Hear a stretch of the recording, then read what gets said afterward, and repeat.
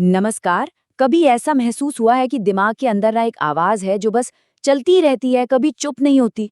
तो आज हम एकार्ट टोले की टीचिंग्स के जरिए यही समझेंगे कि उस आवाज को शांत कैसे करें और असली शांति जो है वो इसी पल में, अभी में कैसे पाएं। चलिए इस सफर पर साथ चलते हैं।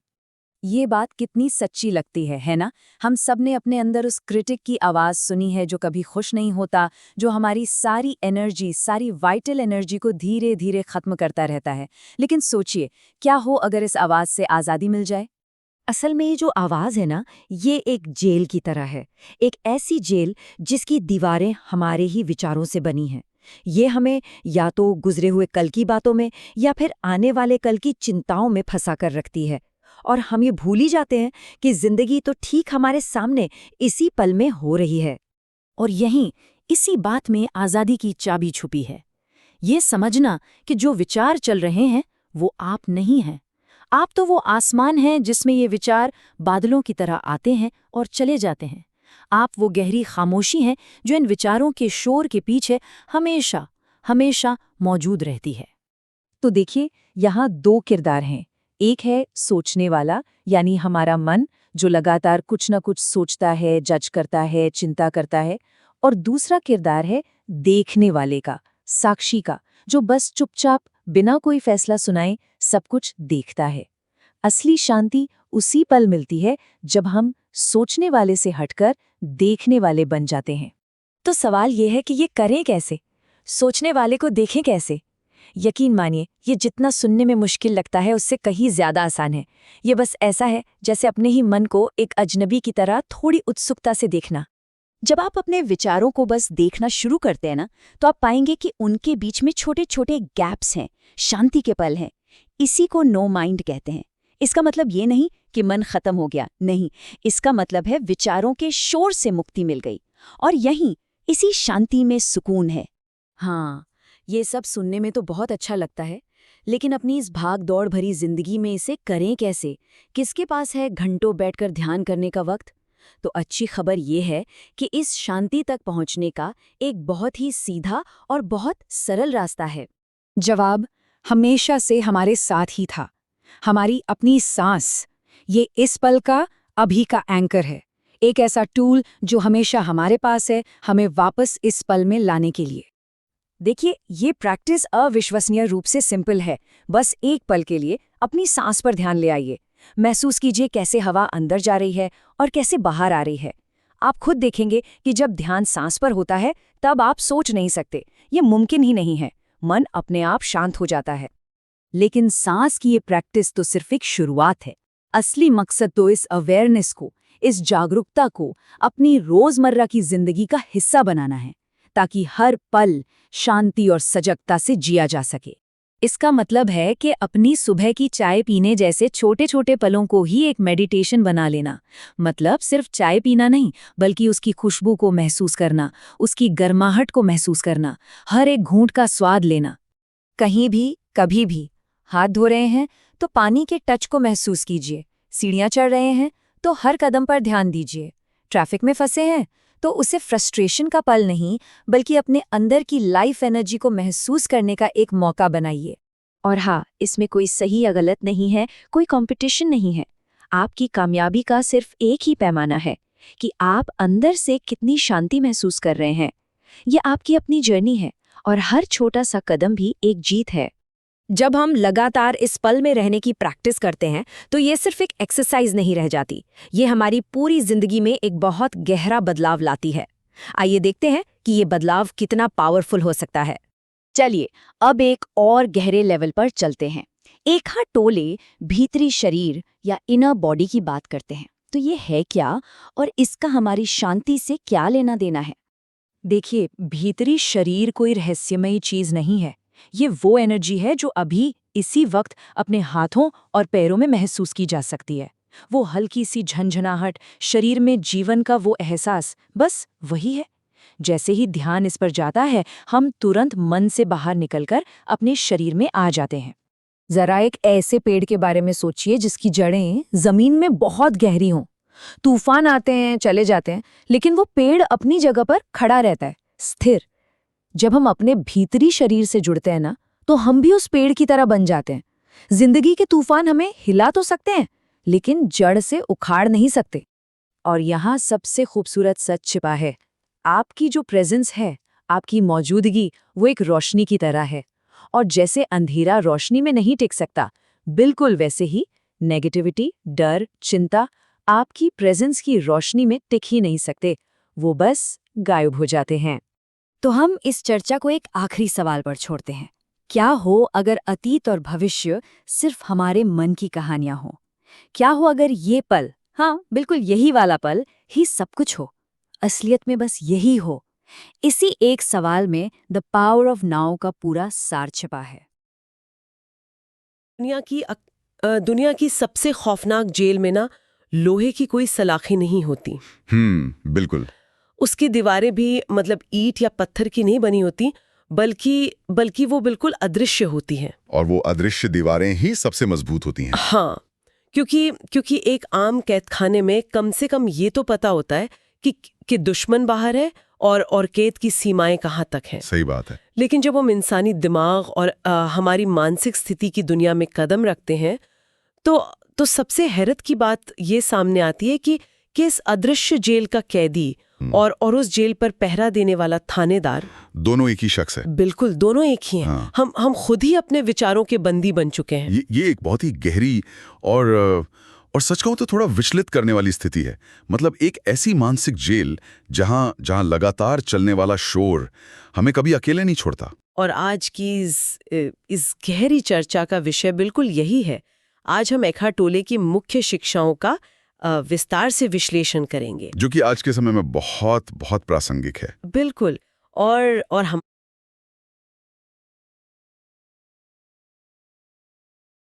हमारे पास स्रोतों का एक काफी बड़ा और दिलचस्प संग्रह है, जिसमें टोले के अपने वीडियो ट्रांसक्रिप्ट्स हैं। क्रिस्टा टिपिटी के साथ उनका बहुत ही मशहूर इंटरव्यू है। उनकी किताब द पावर ऑफ नाउ के अंश है। वो किताब तो मतलब एक क्लासिक है। हाँ, और इसके साथ ही हमने रेडिट पर आम लोगों की उन चर्चाओं को भी शामिल किया है, जहां लोग इन बातों को असली जिंदगी में उतारने की जद्दोजहद कर रहे हैं। और हाँ, सिफ्टिंग टू द ट्रूथ नाम का एक काफी सख्त मतलब एक आलोचनात्मक लेख भी हमारे पास है। तो एक काफी संतुलित नजरिया मिलने वाला है हमें। एकदम। हमारा मिशन आज बस ये समझना है कि कैसे इंसान अपने ही विचारों की इस कैद में फंसा है और कैसे कैसे इस वर्तमान या प्रेजेंट मोमेंट में आकर इस मानसिक जेल से आजादी पाई जा सकती है। तो चलिए इसको थोड़ा विस्तार से समझते हैं। बिल्कुल। आज के इस दौर में मतलब सूचनाओं के बोझ तले दबे हुए समाज में ये विषय किसी संजीवनी से कम नहीं है। हाँ। हम एक ऐसी दुनिया में हैं जहां हमारा दिमाग एक ऐसे इंजन की तरह हो गया है जिसमें ब्रेक ही नहीं है। अरे बाप रे, ये तो बहुत ही सटीक उदाहरण है, बिना ब्रेक का इंजन, है ना। पर इसको समझने के लिए हमें शुरुआत वहां से करनी चाहिए जहां से टोले की अपनी आजादी की कहानी शुरू हुई थी, साल 1977। टोले की उम्र उस वक्त लगभग 29 साल थी और वो अवसाद यानी डिप्रेशन के सबसे गहरे, सबसे अंधेरे दौर से गुजर रहे थे। हाँ, मैंने पढ़ा है इसके बारे में। क्रिस्टा टिपेटी के इंटरव्यू में उन्होंने इस रात का बड़ा ही मतलब रोंगटे खड़े कर देने वाला जिक्र किया है। बिल्कुल, वो वाकया बहुत शक्तिशाली है। एक रात वो अचानक घबराहट में उठे। उन्हें सब कुछ इतना बेकार और बोझिल लग रहा था कि उनके दिमाग में बस एक ही वाक्य बार बार घूम रहा था, मैं अब अपने साथ और नहीं जी सकता। अंग्रेजी में कहें तो I can not live with myself any longer. हाँ, I can not live with myself any longer. और उस एक वाक्य ने उनके दुनिया देखने का नजरिया ही पूरी तरह बदल दिया। कैसे? मतलब उस एक लाइन में ऐसा क्या था? देखिए, अगर हम इस वाक्य के व्याकरण पर, इसकी बनावट पर गौर करें, मैं अपने साथ नहीं जी सकता, तो इसका सीधा सा मतलब है कि वहां दो अलग अलग अस्तित्व, दो अलग लोग मौजूद हैं। अच्छा। एक मैं यानी आई है और दूसरा अपने साथ यानी माई सेल्फ। टोले ने अचानक महसूस किया कि भाई अगर मैं एक ही इंसान हूं तो मैं अपने ही साथ कैसे नहीं जी पा रहा। ओह, ये दो लोग कौन है? बिल्कुल, यही सवाल उनके मन में आया। और वही उनकी जिंदगी का सबसे बड़ा टर्निंग पॉइंट था, है ना? एकदम सही। उन्हें समझ आया कि जो मैं है वो उनकी सच्ची जागरूकता है, उनका मूल अस्तित्व है। और जो माई सेल्फ है, जिसके साथ वो नहीं जी पा रहे थे, वो उनका दिमाग था, उनके विचारों का लगातार चलने वाला वो शोर था जो हर वक्त उन्हें और उनकी जिंदगी को एक समस्या बता रहा था। और जब उन्हें ये अलगाव महसूस हुआ तो अगली सुबह जब वो उठे, वो विचारों का शोर बिल्कुल शांत हो चुका था। वाओ। उन्होंने बताया कि कैसे कमरे की रोशनी, मेज पर रखी चीजें और खिड़की के बाहर का पेड़ सब कुछ इतना जिंदा और खूबसूरत लग रहा था, मानो वो सब कुछ पहली बार देख रहे हों। ये सुनकर ही इतनी शांति महसूस होती है, लेकिन इस शांति के पीछे का कारण समझना भी तो जरूरी है। बिल्कुल। दिमाग का जो हिस्सा लगातार कहानियां बुनता है, जो हमें बताता है कि हम कितने दुखी हैं, वो अचानक बंद हो गया था। इसको और बेहतर समझने के लिए द पावर ऑफ नाउ में एक बहुत ही दिलचस्प किस्सा है। टोले ने बताया कि अपनी इस जागरूकता से कुछ साल पहले वो लंदन की अंडरग्राउंड ट्रेन में सफर कर रहे थे। हाँ, वो सबवे वाली कहानी। हाँ, वहां उन्होंने एक ऐसी महिला को देखा जो लगातार खुद से बातें कर रही थी और वो भी बहुत गुस्से में। मतलब जोर जोर से। हाँ, वो हवा में किसी से लड़ रही थी, फिर उसने मुझसे ये कहा, उसकी हिम्मत कैसे हुई, वगैरह वगैरह। हाँ, और टोले को लगा कि ये महिला कितनी पागल है। लेकिन कहानी का ट्विस्ट तब आता है जब टोले उसके पीछे पीछे चलते हैं और देखते हैं कि वो महिला उसी यूनिवर्सिटी में जा रही है जहाँ वो खुद पढ़ते थे। बिल्कुल। और तब वॉशरूम में अपने हाथ धोते वक्त टोले को अचानक एक झटका सा लगता है। वो मन में सोचते हैं, मैं उम्मीद करता हूं कि मैं आगे चलकर इस पागल महिला जैसा ना बन जाऊं। और तभी कोई उन्हें अजीब नजरों से देखता है और उन्हें एहसास होता है कि उन्होंने ये बात जोर से बोल दी थी, बिल्कुल उस महिला की तरह। ये एक बहुत बड़ा रियलाइजेशन था उनके लिए, है ना। उन्हें समझ आया कि उनका दिमाग भी बिल्कुल उस महिला के दिमाग की तरह हर वक्त चलता रहता है। फर्क सिर्फ इतना था कि उस महिला के विचार शब्दों में बाहर आ रहे थे और गुस्से से भरे थे, जबकि टोले के विचार बिना आवाज के, खुद पर तरस खाने वाले और उदासी भरे थे। यहाँ सबसे हैरत अंगेज बात यह है कि इस पूरे शोर, इस पूरी मानसिक भाषणबाजी के पीछे एक ऐसी ताकत काम कर रही है जिसे टोले पेन बॉडी या दर्द शरीर कहते हैं। Pen body? हाँ, ये सिर्फ आम विचारों का सिलसिला नहीं है।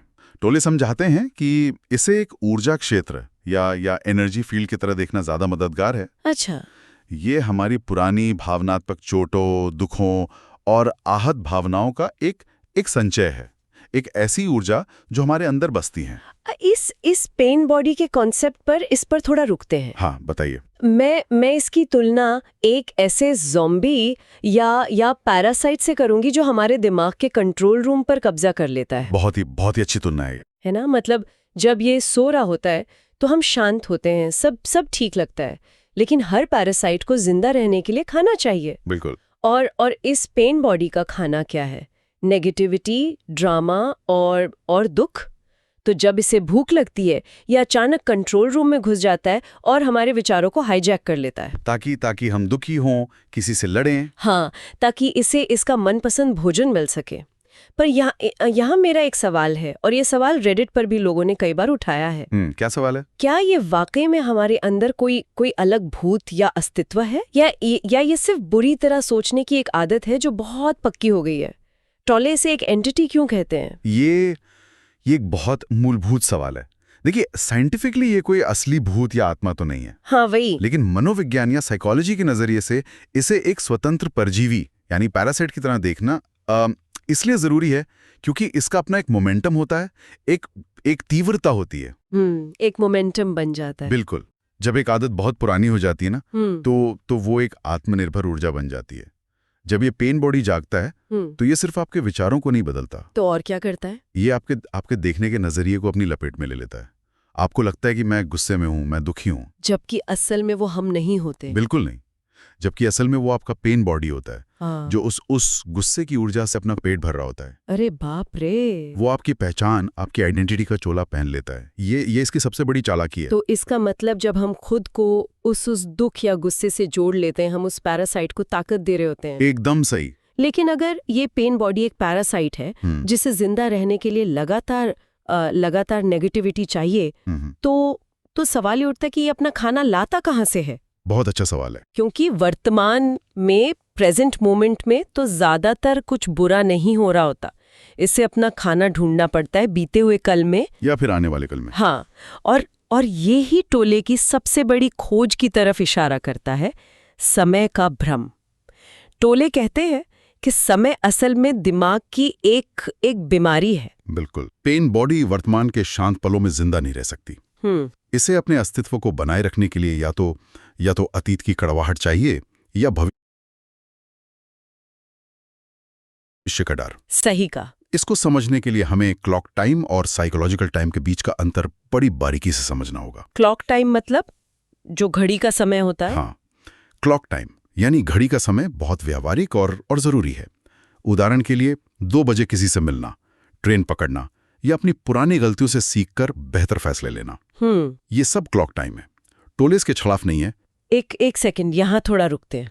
हाँ बिल्कुल। क्लॉक टाइम समझ आता है, अगर मीटिंग है तो भाई घड़ी तो देखनी पड़ेगी, पर दिमाग तो लगातार कल हुई बहस को याद कर रहा है या आने वाले कल की नौकरी के बारे में चिंता कर रहा है। क्या टॉलेस लगातार सोचने को बीमारी कह रहे हैं? जी हाँ, और इसी को उन्होंने साइकोलॉजिकल टाइम कहा है। अच्छा। ये वो मानसिक स्थिति है जहां हम हर वक्त बीते हुए कल की कड़ियों को जोड़ते रहते हैं या भविष्य में किसी ऐसी मंजिल का इंतजार करते हैं जो हमें आजादी या मुक्ति देगी। टॉले इसे समझाने के लिए इंतजार का उदाहरण देते हैं। उन्होंने 2 तरह के इंतजार बताए। कौन कौन से? एक है छोटे पैमाने का इंतजार, जैसे किसी पोस्ट ऑफिस की लाइन में लगना या ट्रैफिक जैम में फंसना, और एक है बड़े पैमाने का इंतजार। और ये बड़े पैमाने का इंतजार एक ऐसी बीमारी है जिससे हम सब ग्रसित हैं। बिल्कुल। जैसे जब मुझे वो बेहतर नौकरी मिल जाएगी तब मेरी असली जिंदगी शुरू होगी, है ना? या जब मेरे बच्चे बड़े हो जाएंगे और पढ़ लिख जाएंगे तब मैं शांति से जीऊंगी। बिल्कुल सही। हम हमेशा अपने वर्तमान को एक साधन बना देते हैं, मीन्स टू एन एंड, एक रुकावट समझते हैं जिसे बस जल्द से जल्द पार करना है। और भविष्य को एक जादुई मंजिल। हाँ, एक जादुई मंजिल समझते हैं जो आएगी तो सब ठीक हो जाएगा। लेकिन असल में होता क्या है? जब वो भविष्य आता है तो वो भविष्य नहीं रहता, वो वर्तमान बन जाता है। बिल्कुल। और क्योंकि हमारी आदत हमेशा आगे देखने की है, वो मंजिल भी एक असंतोषजनक वर्तमान बनकर ही आती है। हम आगे कुछ और ढूंढने लगते हैं। आपने बिल्कुल सही पकड़ा। हम वर्तमान को उसकी अहमियत से खाली कर देते हैं। हम असल में जीना छोड़कर सिर्फ इंतजार में लग जाते हैं। लेकिन इस पे मुझे थोड़ा पुशबैक देना होगा। हाँ बताइए, क्या डाउट? स्रोतों में हमारे पास शिफ्टिंग टू द ट्रूथ नाम का जो लेख है, हो आलोचनात्मक लेख। हाँ, उसमें एक बहुत ही प्रभावी और तर्कसंगत सवाल उठाया गया है। अच्छा। लेखक का कहना है कि अगर हम समाज के रूप में या इंसानियत के रूप में भविष्य के बारे में बिल्कुल ना सोचें तो इस दुनिया में कोई बदलाव या प्रगति कैसे होगी? ये एक बहुत आम सवाल है। मतलब सिविल राइट्स मूवमेंट हो या नई टेक्नोलॉजी का विकास, ये सब इसीलिए हुआ ना क्योंकि लोगों ने अपने वर्तमान को देखा, उसमें कमियां पाई और एक बेहतर भविष्य की कल्पना की। बिल्कुल। अगर हम साइकोलॉजिकल टाइम को पूरी तरह नकार दें और बस वर्तमान में ही संतुष्ट रहें, तो क्या हम बिल्कुल निष्क्रिय या आलसी नहीं हो जाएंगे? ये आलोचना काफी वजन रखती है, मुझे लगता है। देखिए, ये आलोचना बिल्कुल आम है और इस पर गहराई से ध्यान देना बहुत जरूरी है। लेकिन अगर हम टोली की शिक्षाओं की सच्चाई में जाएं, तो वर्तमान में रहने का मतलब कुछ ना करना या हाथ पर हाथ धरे बैठना नहीं है।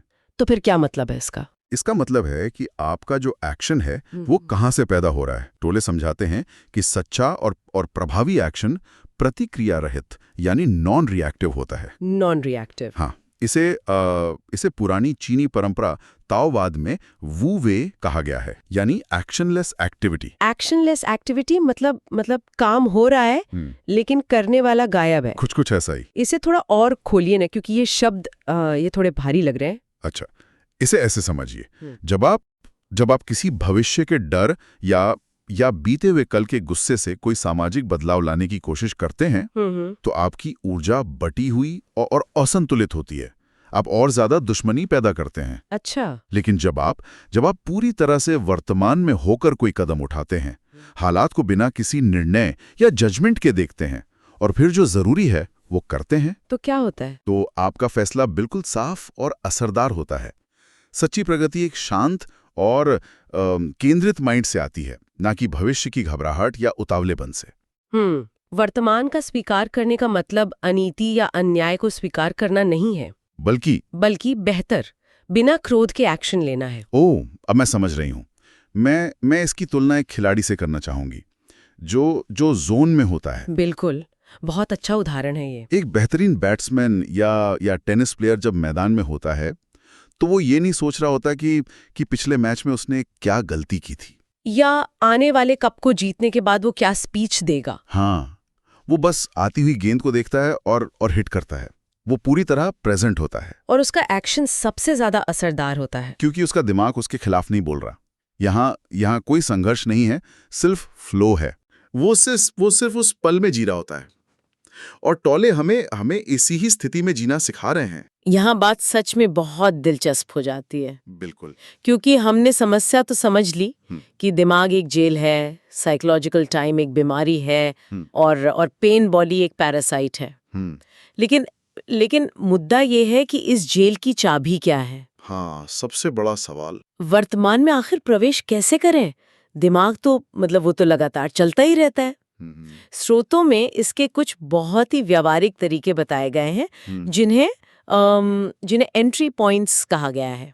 तो चलिए उन पर बात करते हैं। चलिए, सबसे पहला और सबसे आसान तरीका है अपनी सांसों पर ध्यान देना, यानी ब्रेथ अवेयरनेस। सांसों पर ध्यान देना, ये तो बहुत बार सुना है। अब ये सुनने में बहुत पुराना और आम ध्यान का नियम लगता है, पर इसके पीछे का विज्ञान और मनोविज्ञान समझना जरूरी है। टोले समझाते हैं कि बस अपनी सांस को अंदर आते और बाहर जाते हुए महसूस करें। और इसके पीछे का मैकेनिज्म क्या है? आप ही बताइए, आपने इसके बारे में पढ़ा होगा। हाँ, जो मुझे समझ आया वो ये है कि हमारा दिमाग एक साथ दो काम पूरी गहराई से नहीं कर सकता। बिल्कुल। जब हम अपना पूरा ध्यान सांस की फिजिकल सेंसेशन पे लगाते हैं, हवा का नाक से अंदर जाना, पेट का फूलना, तो हम असल में अपने दिमाग के उस हिस्से से ऊर्जा खींच रहे होते हैं जो लगातार कहानियां बुन रहा होता है, जिसे न्यूरोसाइंस में डिफॉल्ट मोड नेटवर्क कहते हैं। हाँ, वही। तो जैसे ही सांस पर ध्यान जाता है, उस रेडियो को चलाने के लिए बिजली ही नहीं बचती और सोचना अपने आप रुक जाता है। आपने बिल्कुल सही अनुमान लगाया। आप अपनी चेतना या कॉन्शियसनेस को दिमाग से निकालकर शरीर में वापस ला रहे हैं। वाओ! और इसी से जुड़ा हुआ दूसरा तरीका है इनर बॉडी सेंसिंग, यानी अपने आंतरिक शरीर को महसूस करना। आंतरिक शरीर मतलब अंगों को? ध्यान दीजिए कि हम शीशे में देखने वाले बाहरी शरीर या उसके आकार की बात नहीं कर रहे हैं। अच्छा। हम उस ऊर्जा की बात कर रहे हैं जो इस शरीर को जिंदा रखती है। टोले कहते हैं कि आंखें बंद करें और पूछें, मुझे कैसे पता कि मेरे हाथ अभी वहां हैं? आप उन्हें देख नहीं रहे, पर एक अलाइवनेस, एक जीवन ऊर्जा वहां महसूस होती है। हाँ, एक झंझनावट सी। बिल्कुल। इस ऊर्जा पर ध्यान केंद्रित करना आपको तुरंत मानसिक शोर से निकालकर वर्तमान में ला खड़ा करता है। और तीसरा तरीका जो क्रिस्टा टिपेटी के इंटरव्यू में बहुत बड़ी खूबसूरती से समझाया गया था, वो है बिना किसी लेबल के देखना। Non conceptual perception. हाँ, किसी फूल या किसी इंसान को जब हम देखते हैं तो हमारा दिमाग एक नैनो सेकंड में उस पे एक लेबल लगा देता है। एकदम। जैसे टोले ने बताया कि इंग्लिश भाषा में हम ह्यूमन बीइंग कहते हैं, पर लोग अक्सर सिर्फ ह्यूमन से मिलते हैं, जो कि एक कंडीशन्ड इंसान है, जो उसकी फॉर्म या आकार है। उसके अंदर जो बीइंग है, जो उसका मूल अस्तित्व है, वहां तक कभी पहुंच ही नहीं पाते क्योंकि बीच में दिमाग आ जाता है। सही कहा। उन्होंने जर्मन शब्द मेंश का जिक्र किया, जो इस फॉर्म और बीइंग के भेदभाव को मिटाता है। यही वो जगह है जहां दिमाग का अहंकार या ईगो टूटता है। कैसे? जब हम शब्दों और लेबल्स का पर्दा हटा देते हैं तो हम उस चीज को उसके सच्चे स्वरूप में देख पाते हैं। लेकिन इस पर मेरा एक प्रैक्टिकल सवाल है। पूछे। दिमाग की इस आदत को कैसे रोकें जो हर चीज पर तुरंत लेबल लगा देती है? मुझे यहाँ एक नवजात शिशु का ख्याल आता है। जब एक छोटा बच्चा किसी फूल को देखता है तो उसके पास उसके लिए कोई शब्द नहीं होता। बिल्कुल नहीं होता। उसे नहीं पता कि इसे गुलाब कहते हैं या ये 5 रुपए का मिलता है या ये वैलेंटाइन डे पर दिया जाता है। वो बस उसे देखता है। हाँ, वो बस उस फूल की खूबसूरती उसके अस्तित्व में खो जाता है। पर अब हम बच्चे तो नहीं है ना। सही बात है। हम जानते हैं कि वो गुलाब है, तो बिना लेबल लगाए कैसे देखें? क्या हमें अनजान बनना पड़ेगा? हाँ, आपने बहुत सटीक तुलना की है। लेकिन फर्क सिर्फ इतना है कि हमें बच्चों की तरह ज्ञान रहित या अनजान नहीं बनना है। तो फिर हमें जागरूक रहते हुए उस लेबल को बस एक तरफ रखना है। अच्छा। हम जानते हैं कि वो फूल है, पर हम उस शब्द, उस ज्ञान को अपने और उस फूल के अनुभव के बीच दीवार नहीं बनने देते। मतलब ज्ञान है पर वो हावी नहीं है। बिल्कुल। कोले बार बार समझाते हैं कि दिमाग एक शानदार औजार है, एक टूल है। हाँ। पर समस्या यह है कि औजार ने हम पर कब्जा कर लिया है। अरे हमें उसे चलाने की बजाय वो हमें चला रहा है। बाप रे, ये बहुत अच्छे से समझाया आपने। अब यहाँ से हम इस चर्चा के सबसे जरूरी और शायद सबसे मुश्किल हिस्से की तरफ चलते हैं, जो कि है इस सब का हमारे आम जीवन और रिश्तों पर क्या असर पड़ता है। रिश्तों का विषय है। हाँ, मैंने रेडिट पर लोगों की इस विषय पर चर्चाएं पढ़ी। लोग द पावर ऑफ नाउ पढ़कर अकेले में तो बहुत शांत महसूस करते हैं, पर जैसे ही वो अपने पार्टनर या परिवार के पास जाते हैं, अचानक सब गड़बड़ हो जाता है। टोले कहते हैं कि अजागरूक रिश्ते यानी अनअवेकन्ड रिलेशनशिप्स असल में सिर्फ दो पेन बॉडीज के बीच की टक्कर होते हैं। ये एक बहुत जरूरी सवाल खड़ा करता है, क्योंकि अकेले पहाड़ पे बैठकर शांत रहना आसान है। हाँ, वो तो कोई भी कर ले। लेकिन भारी भीड़ या रिश्तों में अपनी जागरूकता बनाए रखना असली परीक्षा है। बिल्कुल। जब किसी रिश्ते में झगड़ा या संघर्ष होता है तो ध्यान से देखिए वहां क्या हो रहा है। क्या हो रहा होता है? एक व्यक्ति की पेन बॉडी दूसरे व्यक्ति की पेन बॉडी से ड्रामा मांग रही होती है। ड्रामा मांग रही होती है। हाँ, वो चाहती है कि सामने वाला प्रतिक्रिया दे, गुस्सा करे, ताकि उस पैरासाइट को अपने जीने के लिए नेगेटिविटी का खाना मिल सके। ये किस्म की भूख होती है। तो मान लीजिए स्थिति ऐसी है कि किसी का पार्टनर अपनी पेन बॉडी के पूरे प्रभाव में है, बिल्कुल गुस्से में अंधा हो गया और झगड़ा कर रहा है। अब जो दूसरा व्यक्ति है उसने टोले को पढ़ लिया है और वो बिल्कुल शांत और प्रेजेंट रहता है। अच्छा। वो कोई जवाब नहीं देता। अच्छा। अंदर से बिल्कुल नॉन रिएक्टिव रहता है। ठीक है। रेडिट पर एक यूजर ने यही समस्या बताई कि इस शांति को देखकर सामने वाला और ज्यादा आग बबूला हो गया।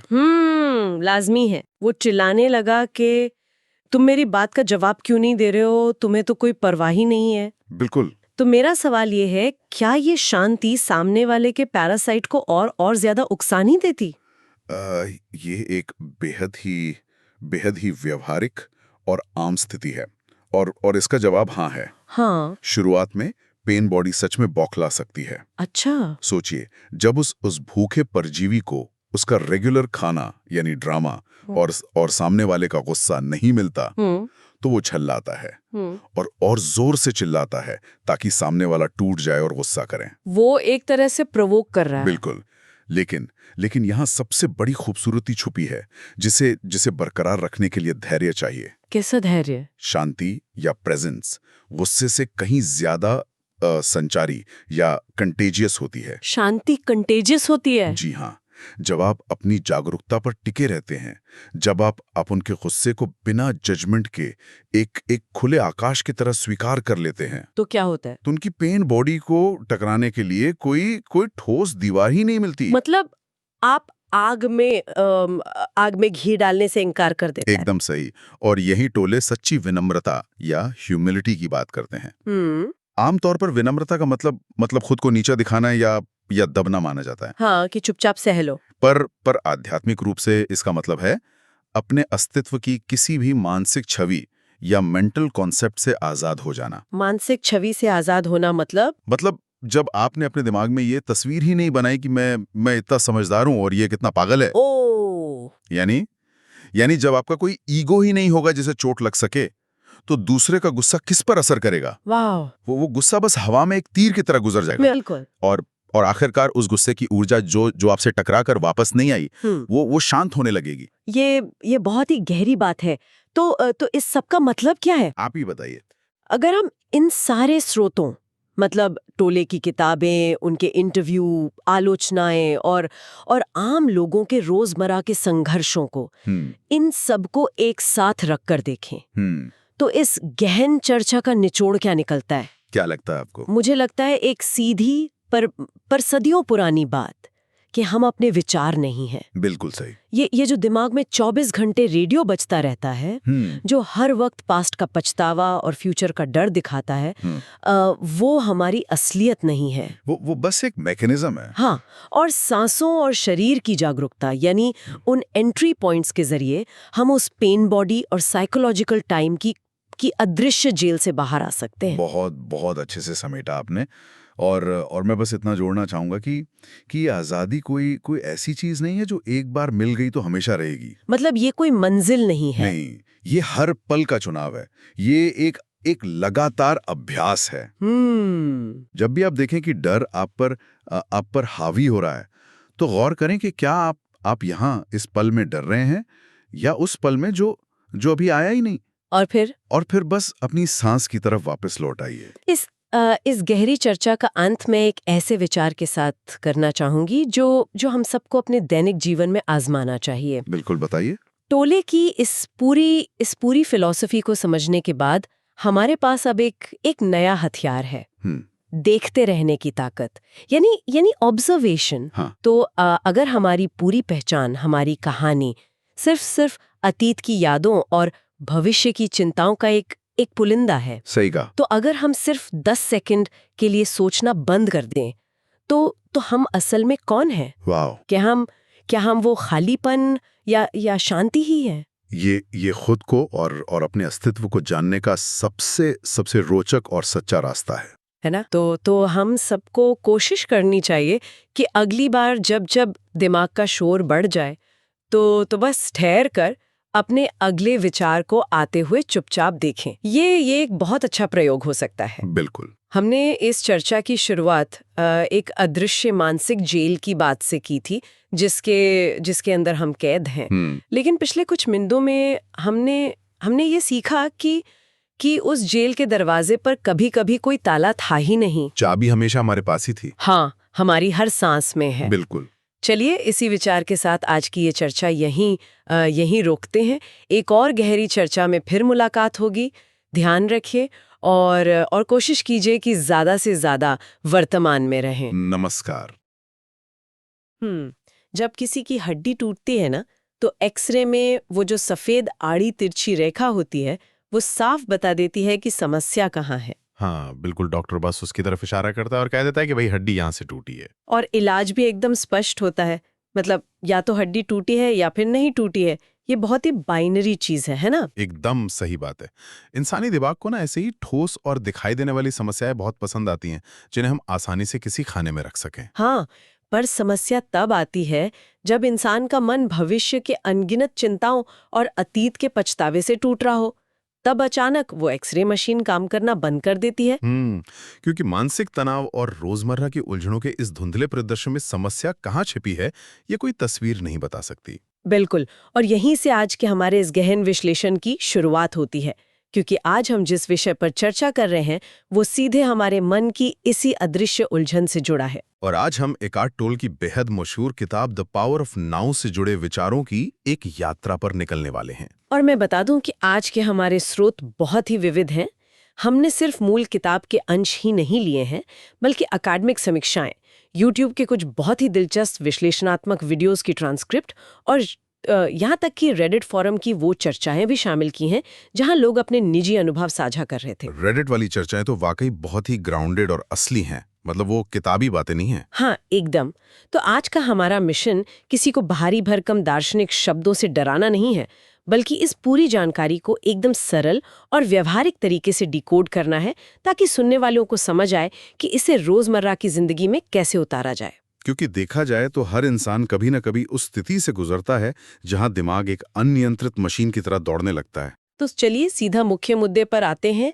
इन सारे स्रोतों को खंगालने पर ना, सबसे पहला और सबसे चौंकाने वाला विचार जो सामने आता है वो ये है कि इंसान की सबसे बड़ी समस्या नकारात्मक विचार नहीं है।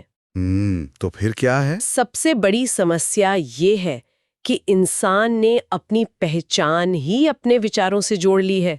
मतलब ये जो हमारा भ्रम है ना कि हमारा मन ही हम है, यही सारी जड़ है। ये इस पूरे दर्शन की नींव है। अगर हम बड़े परिदृश्य में देखें तो मन को ना एक उपकरण की तरह, एक टूल की तरह इस्तेमाल किया जाना चाहिए था। जैसे कोई औजार हो? बिल्कुल, जैसे किसी औजार का काम खत्म होने पर आप उसे वापस टूल बॉक्स में रख देते हैं। मन का उपयोग भी किसी खास काम के लिए होना चाहिए। लेकिन असल जिंदगी में तो ऐसा होता नहीं है। यही तो दिक्कत है। जब ये टूल आपका मालिक बन जाता है और 24 घंटे बिना रोके चलने लगता है तो ये बहुत विनाशकारी हो जाता है। ये जो लगातार चलने वाली सोच है ना, ये कोई सामान्य बात नहीं है। ये एक तरह की बीमारी है जिसे पूरे समाज ने सामान्य मान लिया है। मेरे दिमाग में एक बहुत ही सटीक एनालॉजी आ रही है। मैं सोच रही थी कि ये बिल्कुल वैसा है जैसे किसी स्मार्टफोन में बैकग्राउंड में एक साथ 50 अलग-अलग ऐप्स चल रहे हों। अरे वाह, ये बहुत सही उदाहरण है ना? मतलब स्क्रीन पर भले कुछ न दिख रहा हो, लेकिन प्रोसेसर अपनी पूरी क्षमता पर काम कर रहा है। फोन एकदम गर्म हो गया है और बैटरी तेजी से खत्म हो रही है। और हमारा दिमाग भी तो यही करता है। वो अतीत की कड़वी यादों और भविष्य के डरावने ख्यालों के अनगिनत टैब्स हर समय खोल कर रखता है। बिल्कुल। और फिर शाम तक हम हैरान होते हैं कि यार आज तो कोई शारीरिक मेहनत की ही नहीं, फिर भी इतनी गहरी थकान क्यों लग रही है? वो सारी ऊर्जा यहीं तो जल रही है। हाँ, और अगर हम उस स्मार्टफोन वाली एनालॉजी को मनोवैज्ञानिक स्तर पर देखें तो पृष्ठभूमि में चल रहा वो प्रोसेस असल में एक तरह का समय बना रहा है। यहाँ किताब दो तरह के समय के बीच एक बहुत ही बारीक अंतर बताती है। अच्छा, वो घड़ी का समय और मनोवैज्ञानिक समय वाला कॉन्सेप्ट। एकदम सही। घड़ी का समय या क्लॉक टाइम तो वो है जो हमें व्यावहारिक दुनिया में चाहिए, जैसे शाम 5 बजे की ट्रेन पकड़ना या कल की मीटिंग की तैयारी करना। वो तो जरूरी है, उसमें तो कोई बुराई नहीं है। कोई बुराई नहीं है, लेकिन असली समस्या तब शुरू होती है जब मन मनोवैज्ञानिक समय पैदा करता है। मतलब जब हम मानसिक रूप से अतीत या भविष्य में जीने लगते हैं। हाँ, या तो हम अतीत की किसी गलती को बार बार अपने दिमाग में दोहरा रहे होते हैं या भविष्य की किसी जादुई घटना का इंतजार कर रहे होते हैं। जैसे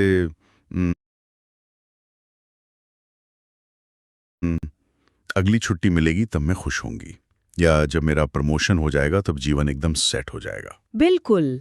हमारा जो अहंकार है या जिसे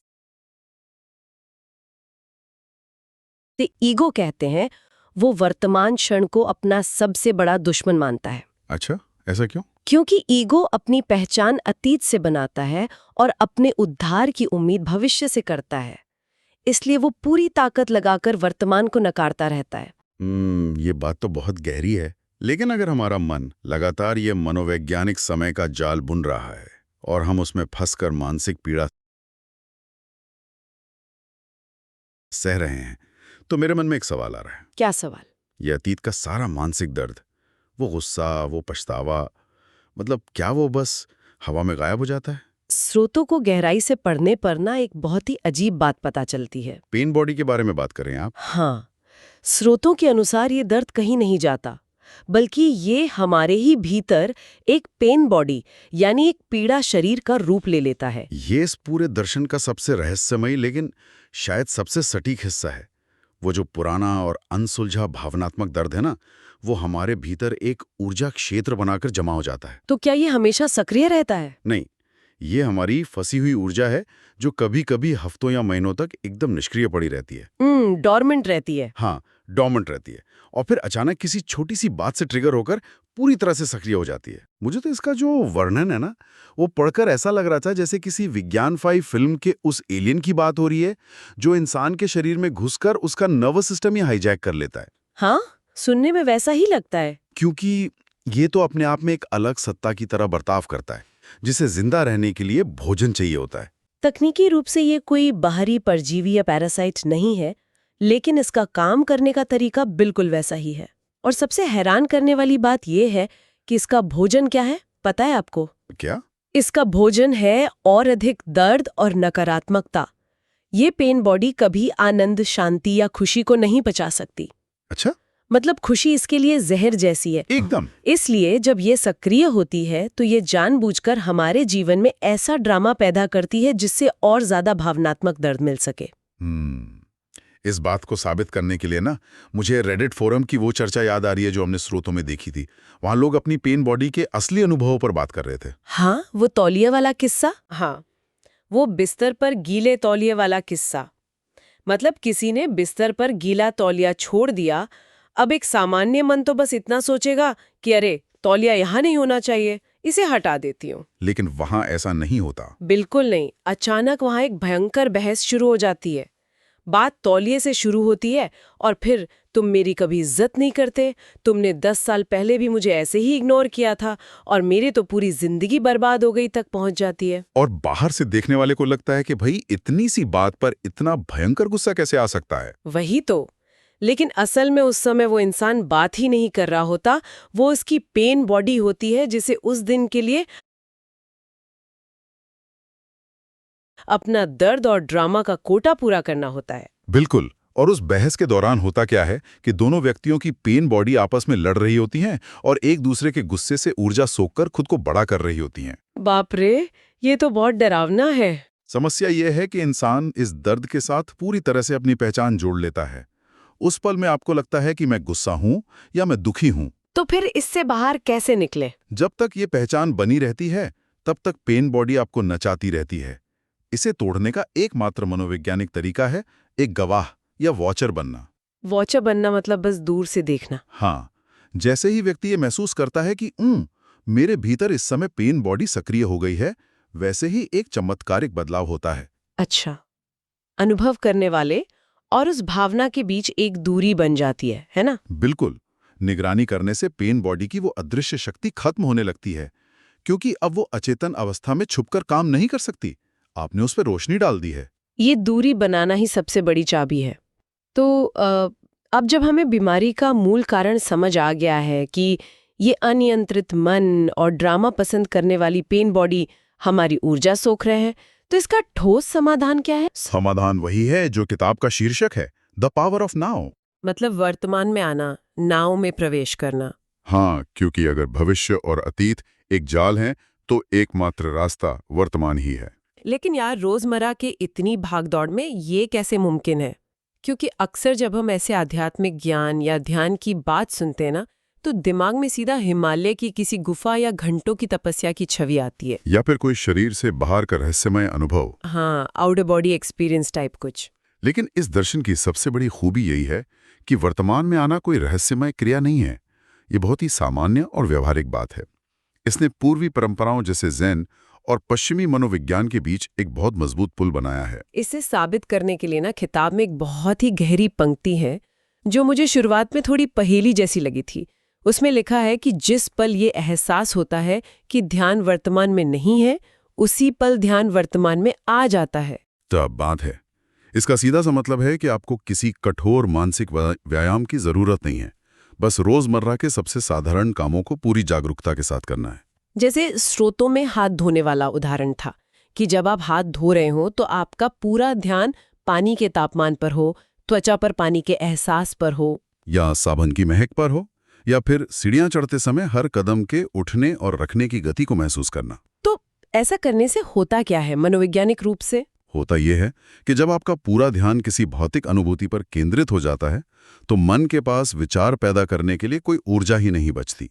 इसे भीतरी शरीर या इनर बॉडी की ऊर्जा से जुड़ना कहा जाता है। तो क्या सांसों पर ध्यान देना भी इसी का हिस्सा है? बिल्कुल।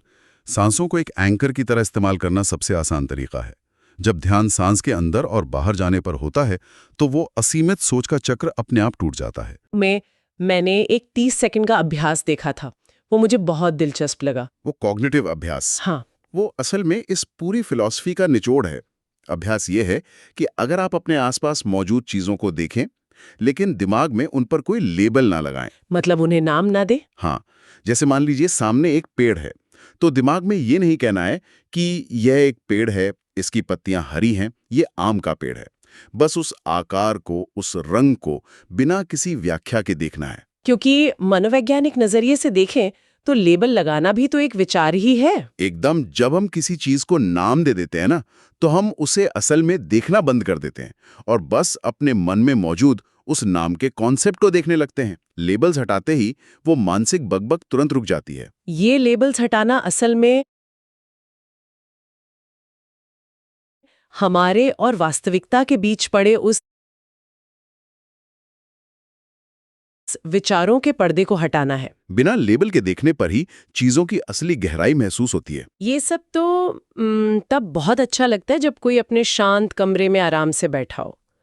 लेकिन यहाँ एक बहुत बड़ा सवाल उठता है। क्या सवाल? जब जिंदगी में सच में कोई बड़ा संकट आ जाए, जब परिस्थितियां एकदम खराब हों, तब वर्तमान में रहने का क्या मतलब है? यहीं पर इस दर्शन का वो सबसे जटिल सिद्धांत सामने आता है जिसे समर्पण या सरेंडर कहा गया है। हाँ, समर्पण शायद पूरे दर्शन शास्त्रों में सबसे ज्यादा गलत समझा जाने वाला शब्द है। बिल्कुल, क्योंकि इसे सुनते दिमाग में आता है कि हार मान ली, कायरता दिखा दी, कि अब जो हो रहा है होने दो, मुझे कुछ नहीं करना। लेकिन यहाँ समर्पण का अर्थ ये बिल्कुल नहीं है। इसका असली अर्थ है इस वर्तमान क्षण की वास्तविकता को बिना किसी शर्त के स्वीकार करना। बाहरी परिस्थिति से हार मानना नहीं, बल्कि मन के भीतर उस परिस्थिति को लेकर जो प्रतिरोध या रेजिस्टेंस उठ रहा है उसे खत्म करना। इसको समझाने के लिए ना, स्रोत में वो कीचड़ में फंसे होने वाला जो उदाहरण है वो कमाल का है। हाँ, वो बहुत सटीक बैठता है। मतलब अगर कोई व्यक्ति सच में कीचड़ में फंस गया है, तो समर्पण का ये मतलब थोड़ी है कि वो कहे ठीक है अब तो मैं कीचड़ में ही हूं, यहीं पड़ा रहूंगा। वो तो बेवकूफी होगी। हाँ, वास्तविक समर्पण ये है कि इस तथ्य को स्वीकार करना कि हाँ मैं कीचड़ में हूं, बिना इस बात पर गुस्सा किए कि यार मैं ही क्यों फंसा, या उस आदमी ने मुझे धक्का क्यों दिया, मेरी ही किस्मत खराब है। बिल्कुल, वो व्यक्ति स्थिति की वास्तविकता को स्वीकार करता है और फिर पूरी शांति के साथ वहां से बाहर निकलने के लिए सकारात्मक कदम उठाता है। क्योंकि अगर भीतर क्रोध या खुद को पीड़ित मानने की भावना होगी तो कोई भी काम सही से नहीं हो पाएगा। नकारात्मकता से किए गए काम हमेशा स्थिति को और बिगाड़ देते हैं। इस सिद्धांत गंभीर शारीरिक बीमारी पर भी लागू होता है। वो कैसे? जब कोई बीमार होता है तो वो असल में दो तरह का दर्द सह रहा होता है। एक तो शरीर का वो दर्द जो उस पल में हो रहा है, और दूसरा उस बीमारी के विचार का दर्द, जैसे मैं कब ठीक होऊंगा, मुझे ये बीमारी क्यों हुई वाले विचार। एकदम।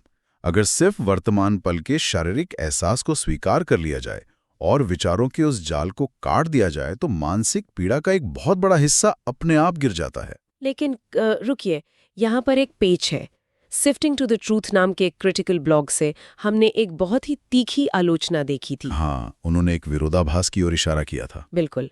उस ब्लॉग का कहना है कि एक तरफ तो किताब कहती है कि जो जैसा है उसे पूरी तरह स्वीकार करें, समर्पण करें, लेकिन दूसरी तरफ यह भी कहती है कि अपने भीतर नकारात्मकता को कोई जगह ना दे। तो विरोधाभास कहाँ है? विरोधाभास ये है कि अगर मैं हर चीज को जैसी है वैसी स्वीकार कर रही हूँ, तो क्या मुझे अपनी नकारात्मकता को भी स्वीकार नहीं कर लेना चाहिए? ये तो अपने आप में ही उल्टी बात हो गई ना। ये विरोधाभास सतह पर जरूर दिखता है, लेकिन जब हम इसके मनोविज्ञान में उतरते हैं तो ये एकदम साफ हो जाता है।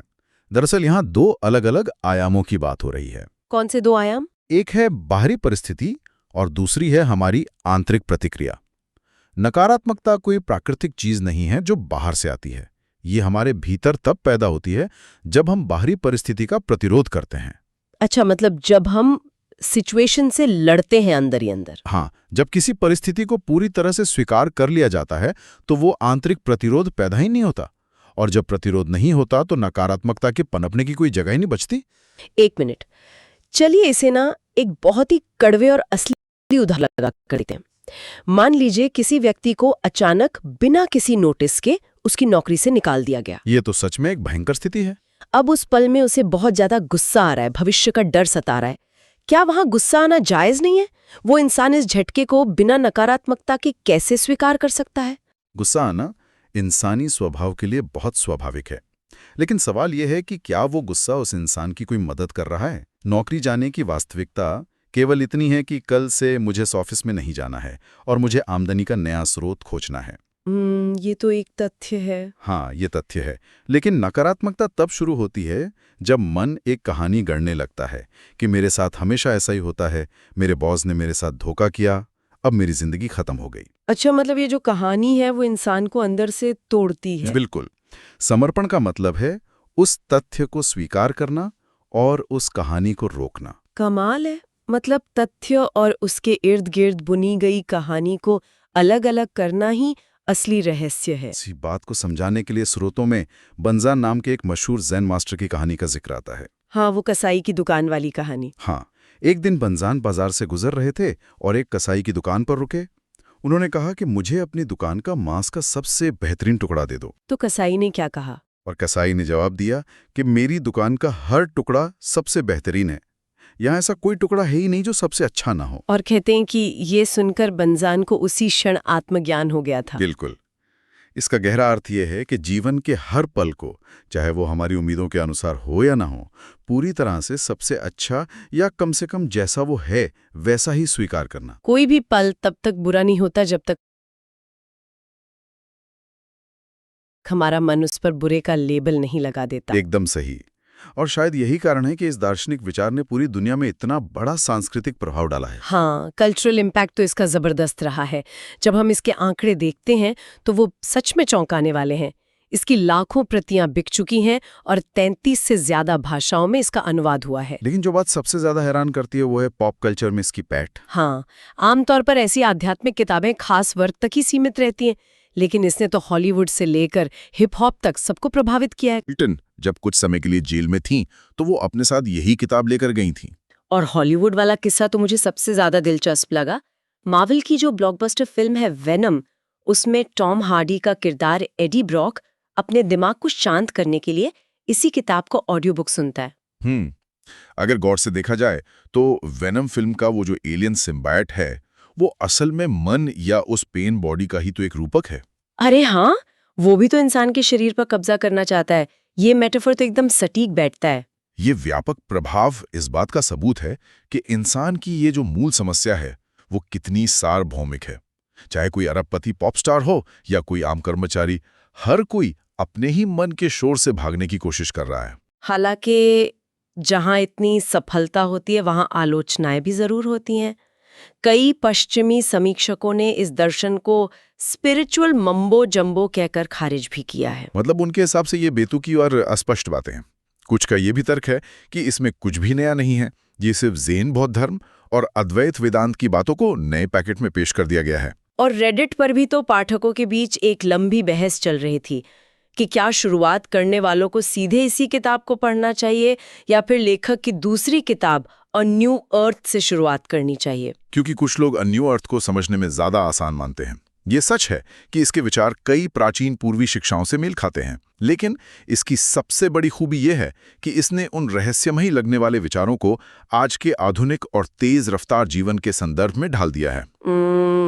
ताकि आज का थका हुआ इंसान भी इसे अपनी जिंदगी से जोड़ सके। बिल्कुल, इसने मन और अहंकार के काम करने के तरीके को बहुत स्पष्टता से समझाया है। तो आज के इस गहरे विश्लेषण में हमने सच में बहुत सी जटिल परतों को खोला है।